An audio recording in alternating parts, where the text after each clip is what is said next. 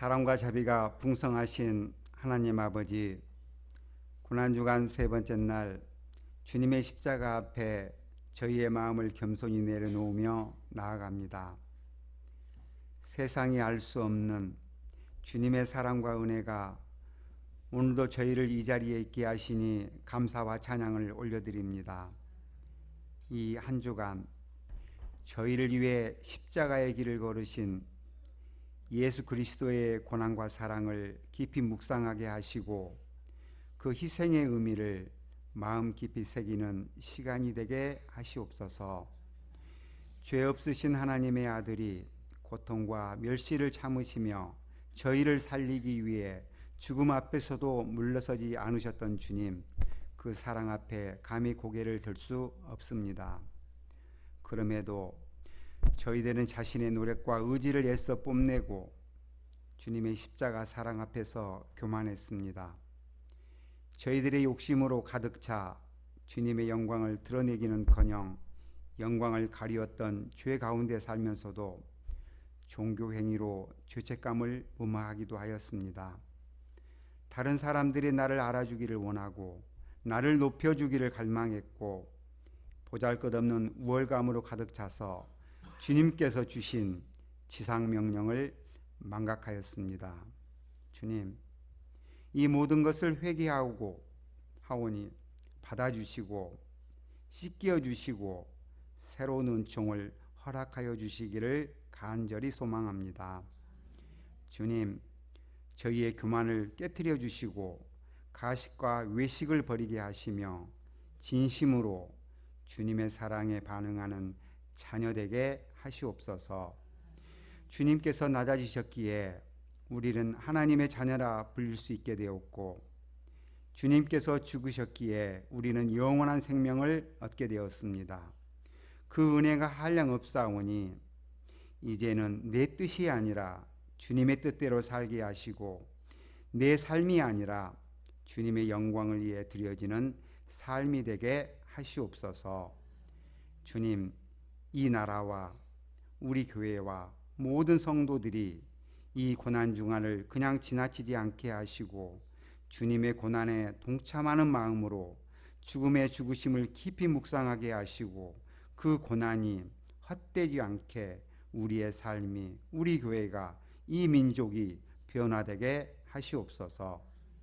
저희가 하나님께 기도하고 간구할 때 그 기도의 응답이 더디게 느껴지고 상황이 답답하게 막혀 있을 때라도 내 생각과 판단대로 서둘러 길을 선택하지 않게 하시고 하나님을 기다리게 하시고 모든 것이 하나님의 주권이자 섭리임을 알게 하시옵소서.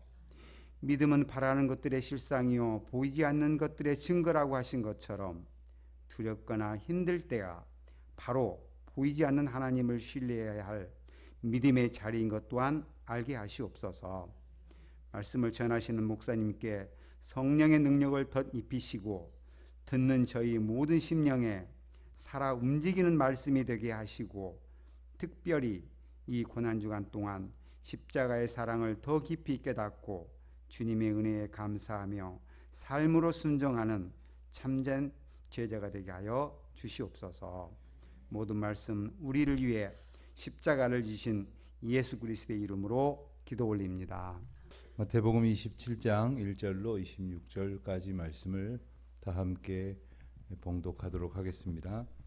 새벽에 모든 대제사장과 백성의 장로들이 예수를 죽이려고 함께 의논하고 결박하여 끌고 가서 총독 빌라도에게 넘겨주니라. 그때에 예수를 반 유다가 그의 정죄됨을 보고 스스로 누이쳐 그 은 30을 대제사장들과 장로들에게 도로 갖다 주며 이르되 내가 무죄한 피를 팔고 죄를 범하였도다 하니 그들이 이르되 그것이 우리에게 무슨 상관이냐 네가 당하라 하거늘 유다가 은을 성소에 던져놓고 물러가서 스스로 목매어 죽은지라. 대제사장들이 그 은을 거두며 이르되 이것은 핏값이라 성전 고에 넣어둠이 옳지 않다 하고 의논한 후 이것으로 봉투기장이의 밭을 사서 나그네의 묘지로 삼았으니 그러므로 오늘날까지 그 밭을 피밭이라 일컬었느니라. 이에 선지자 예레미야를 통하여 하신 말씀이 이루어졌나니 일러스되 그들이 그 가격 매겨진 자 곧 이스라엘 자손 중에서 가격 매긴 자의 가격 곧 은 30을 가지고 토기장의 밭값으로 주었으니 이는 주께서 내게 명하신 바와 같으니라 하였더라. 예수께서 총독 앞에 섰음에 총독이 물어 이르되 내가 유대인의 왕이냐? 예수께서 대답하시되 내 말이 옳도다 하시고 대제사장들과 장로들에게 고발을 당하되 아무 대답도 아니하시는지라. 이에 빌라도가 이르되 그들이 너를 쳐서 얼마나 많은 것으로 증언하는지 듣지 못하느냐 하되 한마디도 대답하지 아니하시니 총독이 크게 놀라워하더라. 명절이 되면 총독이 무리의 청원대로 죄수의 한 사람을 모아주는 전례가 있더니 그때에 바라바라 하는 유명한 죄수가 있는데 그들이 모였을 때에 빌라도가 물어 이르되 너희는 내가 누구를 너희에게 놓아주기를 원하느냐? 바라바냐? 그리스도라 하는 예수냐? 하니 이는 그가 그들의 시기로 예수를 넘겨준 줄 알미더라. 총독이 재판석에 앉았을 때에 그의 아내가 사람을 보내어 이르되 저 옳은 사람에게 아무 상관도 하지 마옵소서. 오늘 꿈에 내가 그 사람으로 인하여 애를 많이 태웠나이다 하더라. 대제사장들과 장로들이 무리를 권하여 바라바를 달라 하게 하고 예수를 죽이게 하게 하였더니 총독이 대답하여 이르되 둘 중에 누구를 너희에게 놓아주기를 원하느냐? 이르되 바라바로소이다. 빌라도가 이르되 그러면 그리스도라 하는 예수를 내가 어떻게 하랴? 그들이 다 이르되 십자가에 못 박혀야 하겠나이다. 빌라도가 이르되 어찌 미냐? 무슨 악한 일을 하였느냐? 그들이 더욱 소리 질러 이르되 십자가에 못 박혀야 하겠나이다 하는지라. 빌라도가 아무 성과도 없이 도리어 밀란이 나려는 것을 보고 물을 가져다가 무리 앞에서 손을 씻으며 이르되 이 사람의 피에 대하여 나는 무죄하다. 너희가 당하라. 백성이 다 대답하여 이르되 그 피를 우리와 우리 자손에게 돌릴지어다 하거늘. 이에 바라바는 그들에게 놓아주고 예수는 채찍질하고 십자가에 못 박히게 넘겨주니라. 아멘. 오늘 우리가 함께 읽은 본문 말씀에는 크게 두 가지 내용이 들어 있습니다. 하나는 가룟 유다가 스스로 목숨을 끊은 이야기가 전반부에 소개되고 있고, 그리고 1절과 11절 이하의 말씀을 보면 예수님을 죽음으로 몰아넣기 위하여 많은 사람들이 등장을 하는데 저마다 예수를 죽이고자 하면서 그 손에 피를 묻히지 아니하려고 어찌하든지 책임을 떠넘기려 하고 있는 여러 부류의 사람들을 우리가 본문을 통해서 보게 됩니다. 먼저 가룟 유다의 자살 사건을 보게 되면 3절에 그때에 그러니까 예수님께서 밤이 맞도록 신문을 당하시고 나서 새벽이 되자 이제 총독 빌라도에게로 넘겨지는 그 시점이 되겠습니다. 바로 그 무렵에 유다가 그의 정죄됨을 보고, 그러니까 예수님께서 정죄를 받고 그리고 십자가를 향해서 한 걸음 한 걸음씩 더 내몰리는 그런 상황 속에서 스스로 뉘우쳐서 그가 받았던 대가인 은 30을 도로 대제사장들과 장로들에게 갖다 주면서 자신의 잘못을 모면하려고 하는 그런 시도를 보게 됩니다. 여기서 우리가 스스로 뉘우쳤다고 하는 표현을 보면서 그러면 가룟 유다는 막판에라도 회개를 한 것인가 하는 그런 질문을 가져보기도 합니다. 그러면서 우리가 꼭 생각해 봐야 할 것은 무엇이냐 하면 회개가 무엇이냐 하는 것입니다. 회개가 무엇이냐는 그 물음에 우리가 답을 좀 더 쉽게 찾을 수 있도록 한 가지의 의미를 대조해서 보고자 한다면 그것은 바로 후회라는 그런 개념이 될 것입니다. 다시 말하면 후회와 회개는 어떻게 다른 것인가 하는 겁니다. 후회는 뒤돌아봄으로 갖게 되어지는 여러 가지 회한을 말합니다. 뒤돌아보면서 우리는 누구나 다 아쉬움도 갖고 그것이 어떤 뭐 큰 잘못이냐 아니냐를 떠나서 뒤돌아보면서 우리가 갖는 여러 종류의 생각들이 있습니다. 그러면서 그 가운데에 그렇게 하지 말 것을 이라는 어떤 가벼운 그런 아쉬움에서부터 시작해서 그 시간을 되돌릴 수만 있다면 내가 결코 그렇게 하지 않을 텐데 하는 어떤 그 절박한 자기 반성의 과정에 들어가는 경우도 있습니다. 여러분, 반성은 누구나 합니다. 반성, 그러니까 스스로 자기를 비춰보는 거죠.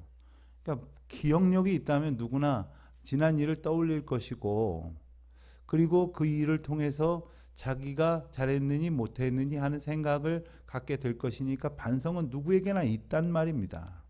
반성을 해보는데 아쉬움이 있으면 누구나 또한 후회한다는 말입니다. 그런데 후회한다고 해서 그것이 회개냐? 결코 그렇지 않다는 것이죠. 극명하게 말하자면 후회는 나 스스로 얼마든지 할 수 있는 것이지만 회개는 나를 돌이키게 하시려는 성령의 인도하심이 아니고서는 도저히 일어날 수 없는 사건입니다. 반성도 하고 후회도 하지만 때로는 얼마 못 가서 그 일을 그 짓을 똑같이 반복하는 그런 죄상이 우리 가운데 있음을 우리는 때로 깨닫습니다. 내가 그때 분명히 내가 반성했는데 그렇지 않겠노라고 다짐을 했건만 나는 또 왜 여전히 이런 잘못을 저지르는가. 여기에는 그 자기 수준의 자기 결단만 있었기 때문이다라고 결론을 지을 수가 있습니다. 우리를 돌이킬 수 있는 것은 우리 자신이 아닙니다.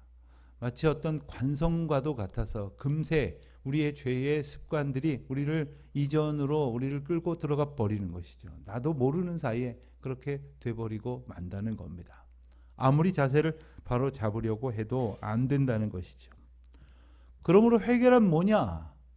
나로서는 안 되는구나 라는 사실을 깨닫는 것에서 출발해서 그래서 나를 그러면 어떻게 새롭게 할 수 있는가를 나를 지으신 하나님 앞에 비추어 나를 온전케 하시려고 우리 가운데 오신 예수 그리스도로 채우는 것에서 비로소 이루어진다는 것입니다. 아무리 백날 반성하고 일기 쓰고 뭐 자기 성찰을 기록하는 그러한 여러 가지 글들을 남기며 자기를 비운다고 하여도 그 안에 예수 그리스도가 채워지지 않으면 도저히 새로워질 수 없는 것이 인간이라는 말입니다. 더 어떤 사람들은 예전에 무슨 잘못한 것을 떠올리면서 이걸 되게 갚겠다고 애를 쓰는 사람들이 있습니다. 가끔 신문이나 방송에 보면은 뭐 그런 일들을 혹시 들어보신 적 있지 않습니까? 시골의 어느 간이역에 편지가 왔습니다. 이제는 역도 이제 이용하는 사람도 없을 만큼 아주 작은 역에 편지가 오기를, 제가 어렸을 적에 학교 다닐 적에 이제 열차 값을 몇 번 떼어먹고 내지 못하고 그렇게 다녔다가 일평생 후회가 돼서 그것에 이제 내가 좀 돈을 벌어가지고 여유가 생겼으니 그것을 보냅니다. 다만 내 후회하는 마음이 커서 100배를 보내겠습니다. 그러면 사람들이 와, 이 사람 대단하다 이러는데, 여러분 그 사람이 더 대단합니까? 한평생 열차값 안 떼어먹고 그때 성실하고 정직하게 살던 사람이 대단합니까? 그런데 이런 것은 뭐 누가 대단하게 여겨주기를 바라는 건 아니지만 귀히 여기지 않으면서 뭔가를 이렇게 되게 갚으려고 하는 그런 것은 물론 그것도 없는 사람들보다 낫다할지 모르지만 말입니다. 문제는 우리가 우리 스스로를 우리의 힘으로 채우려고 하는 것이 회개가 아니라는 겁니다. 예수 그리스도의 영으로 채워지려고 소망하는 것, 어떻게든 간에 우리가 예수 그리스도께서 우리 가운데 오셔서 이루시고자 하는 그 뜻을 온전히 사모하는 것에서 마땅한 회개가 이루어지는 것이죠. 유다의 결말은 참으로 비참했습니다. 후회했지만 반성했지만 그래서 그가 받은 대가를 더 이상 자기의 것으로 취하지 않으려고 돌려주려고 했지만 그것이 다가 아니었습니다. 오늘 우리도 마찬가지입니다. 오늘날 우리가 때로는 후회는 하고 반성도 하지만 애통하는 회개가 없다면 그것은 하나님 안에서 마땅한 열매를 거둘 회개가 결코 아닌 것입니다. 우리의 지난날의 삶을 아무리 후회한들 아무리 반성한들 아무 소용 없습니다.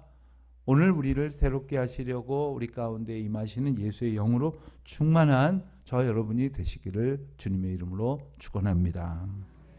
또 한 가지 사건은 바로 1절로부터 시작되어서 11절 이하에서 계속되어지고 있는 사건이죠. 예수님께서 겟세마네 동산에서 기도하시고 나서 제자들과 대화하시는 중에 가룟 유다가 이제 많은 무장한 군인들과 와서 예수님을 체포하였던 장면을 우리가 보고 지나갔습니다. 그리고는 대제사장 가야바의 관정으로 갔었죠. 그리고 그곳에서 여러 가지 신문을 받다가 이제 새벽이 되었습니다.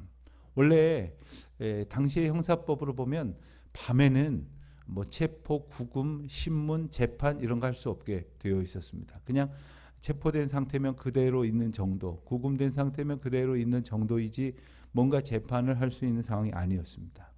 그런데 신속하게, 그건 또 왜 신속하게 하려는 걸까요? 이제 뒤에 답이 나오지만 이제 그들이 이루려고 하는 일들을 이루려고 이제 새벽이 되자 이번에는 예수님을 결박해서 끌고 총독 빌라도에게 넘겨주었다고 했습니다. 그리고 11절에 보면 총독 앞에 섰을 때 총독이 이제 신문을 합니다. 내가 유대인의 왕이냐? 내 말이 옳도다. 예수님께서 대답을 하셨습니다. 그런데 12절에 보면 대제사장들과 장로들에게 고발을 당하였는데 아무 말도 아니하셨다고 했어요. 13절에 보면 얼마나 많은 증인들을 데려다가 너의 죄를 입증하려고 저들이 애쓰는 줄 아느냐?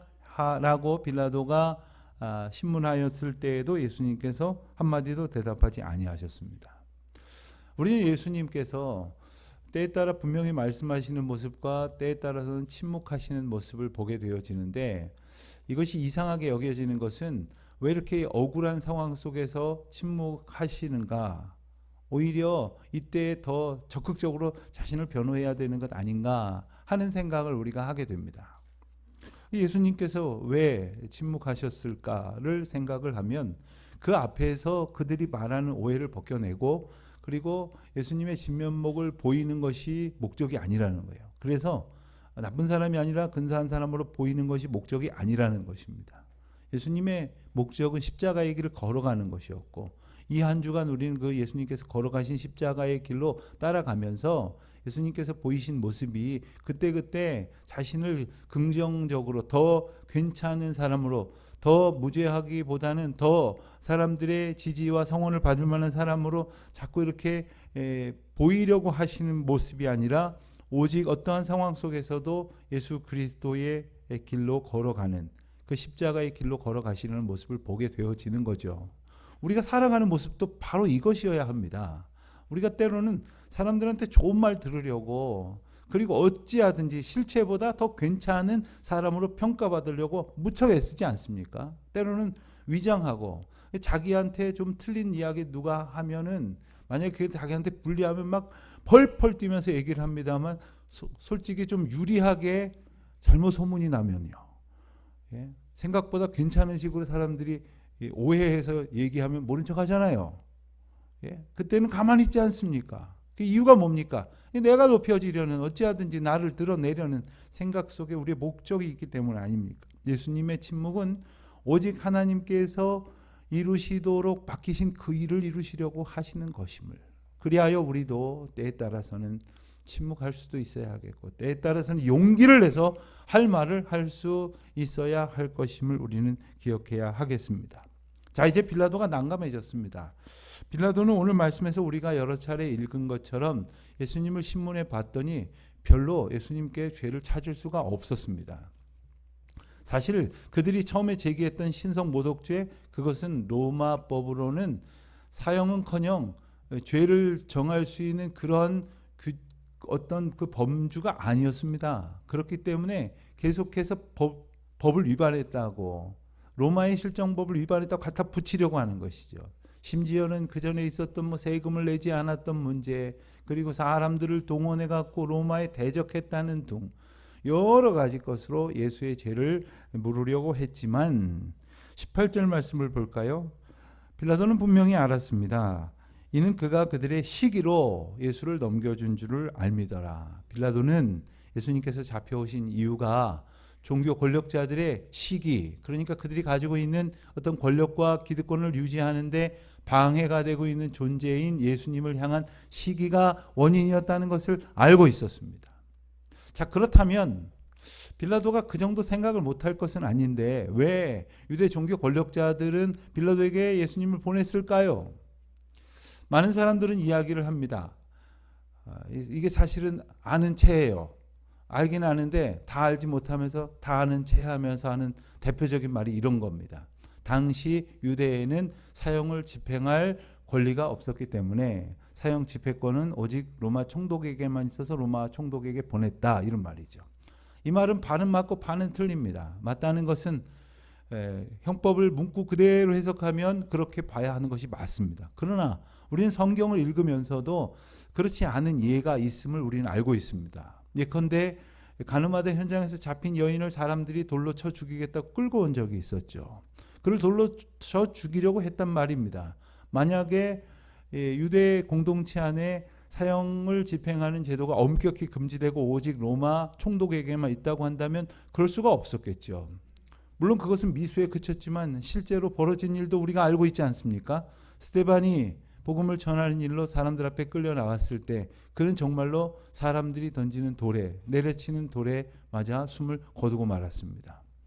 이 집단적인 정당한 어떤 로마 총독에 의한 사형 집행의 과정이 아닌 일들이 그렇게 벌어질 수 있었던 것은 때로는 그들이 로마법을 갖다 붙이기도 하지만 또 때로는 율법을 규정으로 삼았기 때문이기도 한 것입니다. 그러나 오늘 본문의 경우에 있어서 유대 종교 권력자들이 빌라도에게 보낸 것은 이 상황이 함부로 할 상황이 아니라는 것을 그들이 눈치채고 있었기 때문이에요. 예수님의 죄 없으심은 물론이고 예수님의 메시아됨을 그들이 모르지 않고 있었습니다. 그럼에도 불구하고 예수를 어떻게든 죽이려고 할 만큼의 시기가 가득한 그들은 자기 손보다는 더욱더 공식적인 모양을 갖춰서 빌라도에게 보냈던 거죠. 빌라도가 이제 알았습니다. 그렇다면 어떻게 해야 옳겠습니까? 빌라도는 죄 없다고 무죄 방면하면 그만이었을 것입니다. 오히려 협박받고 시기를 받으면서 위해를 당하는 예수 그리스도를 보호해야 할 법적인 의무가 있었을 것입니다만 그렇게 하지 않았습니다. 그리고는 도로 넘겨주게 되죠. 왜 그렇습니까? 만약 예수를 십자가에 못 박았다가는 밀란이 날 것 같거든요. 백성들 사이에서 일각의 소요가 일어날 것 같다는 말입니다. 우리가 이미 아는 대로 로마가 다스리고 있는 팔레스틴 지방은 속국이고 그것을 다스리도록 총독인 빌라도가 와 있습니다. 그런데 로마 이제 가장 상층부에서 본다면 각 지역에서 아무 소리 안 들리고 조용하게 있으면 그가 그 지역을 잘 지배하고 있는 것이 되겠지만 시끄러운 소리가 자꾸 들리면 빌라도의 리더십도 의심을 받기 마련인 것이죠. 빌라도의 목적은 뭡니까? 지금 자기가 깨달은 진실이나 정의나 그리고 지금 내 앞에 있는 예수라고 하는 이가 어떤 분이신 것에는 관심이 없습니다. 오직 그가 가지고 있었던 것은 자기의 안위뿐이었죠. 종교 권력자들도 마찬가지였고 그래서 예수님을 떠넘겼고 그리고 빌라도도 마찬가지였고 그래서 부인하려고 했고 그래서 그 자리를 비켜서려고 했고 오죽하면 그 안에까지 나서서 내가 꿈에 그 일로 인하여 얼마나 많이 부대꼈는지 모른다. 이 사람은 무죄하니 당신 괜히 얽히지 마시오. 이렇게 조언을 하기까지 합니까? 그럼에도 불구하고 그는 다 넘겨놓고는 태연하게 손을 씻습니다. 그 결과가 무엇입니까? 오늘날까지 사도신경을 통해서 우리가 예수 그리스도께서 십자가의 고난을 당하시면서 빌라도의 이름을 대고 있는 이유가 무엇입니까? 그가 제일 악하기 때문입니까? 어찌 보면 로마 종교 권력자들의 시기는 가볍습니까? 그러나 그럼에도 불구하고 그는 자신의 자리에서 주어진 책무를 통하여 얼마든지 바른 진실의 길을 갈 수 있었지만 자기 욕심에 가두어져서 예수를 십자가에 못 박는 우를 범하게 되었고 이것이 바로 오늘날 우리에게 보여지는 극악한 모습이라고 하는 사실을 우리에게 일깨워 주시는 것입니다. 결국 바라바냐 예수냐 하는 물음을 백성들에게 던지지요. 명절이 되면 오늘날 우리도 마찬가지 아닙니까? 뭐 광복절이 되면 특사를 발표해서 풀어줍니다. 뭐 크리스마스 특사, 신년 특사 뭐 이런 거 있지 않습니까? 마찬가지로 당시에도 이 특사로 한 사람의 죄수를 풀어주는데 여기에 조건이 하나 있었습니다. 무리의 청원대로 15절에 보면 무리의 청원대로 풀어준다고 했어요. 그러니까 백성들 반응을 살피는 거죠. 빌라도는 예수 그리스도께서 무죄한 것을 알았기 때문에 당연히 예수님의 이름이 나올 줄 알고 그들에게 물었지만 그들은 바라바를 택했고 결국 바라바는 풀려나고 예수님이 십자가에 못 박히는 빌라도로서는 생각하지 못했던 상황이 벌어졌습니다. 하지만 바로 이 장면이 예수 그리스도의 대속을 가장 극명하게 보여주는 장면임을 우리가 또한 기억해야 됩니다. 여러분 보십시오. 바라바가 못 박혀야 됨에도 불구하고 예수님이 십자가에 못 박히게 되심으로 바라바가 풀려났어요. 예수님이 십자가에 못 박히심으로 바라바만 풀려났느냐? 우리가 풀려난 거지요. 우리가 생명을 얻은 거죠. 우리가 구원을 얻은 거죠. 결국 우리는 예수님 때문에 생명을 얻은 자이면서 동시에 예수님을 십자가에 못 박으라고 무지하게 소리질렀던 군중의 한 사람으로서 예수님을 십자가에 못 박은 장본인이라는 말입니다. 우리는 이 장면을 마치 그 옛날 어떤 서사로 보듯이 객관적인 입장에서 볼 일이 결코 아닌 겁니다. 이 가운데 구원 얻음을 받은 사람이 바로 나고 그리고 이 가운데 가장 큰 죄를 지은 사람이 바로 나라는 사실을 우리가 깊이 깨달으면서 우리는 가룟 유다가 생각했던 후회나 반성 차원이 아니라 전심으로 예수의 영에 온전히 붙들린 바 된 회개의 사람으로 회개에 마땅한 열매를 얻는 정말로 그리하여 주님의 마음을 좀 더 헤아리고 주님께서 걸어가신 십자가의 길로 더 가까이 걸어갈 수 있는 참으로 귀하고 복된 시간을 살아갈 수 있기를 그리하여 그 어느 때보다도 귀한 예수 그리스도의 사랑을 느낄 수 있는 복된 남은 고난주간이 되시기를 주님의 이름으로 축원합니다. 하나님 아버지, 저희를 불쌍히 여겨주셔서 저희 생각에 사로잡힌 인생이 아니라 오직 예수 그리스도의 영에 성령으로 충만하여져 살아가는 주의 자녀들 되게 하여 주시옵소서. 주님을 의지하지 않음으로 헛된 것을 의지하는 어리석음이 없게 하시고 부질없는 것에 흔들려서 참된 길로부터 이탈하는 일이 없게 하여 주시며 또한 하나님 앞에 진리로 나아가지 아니하고 다른 사람들에게 나의 죄를 떠넘기려고 했던 모든 악행들을 그치게 하시사 오직 주의 사람으로 새로워지는 복되고 귀한 날 살아가게 하여 주시옵소서.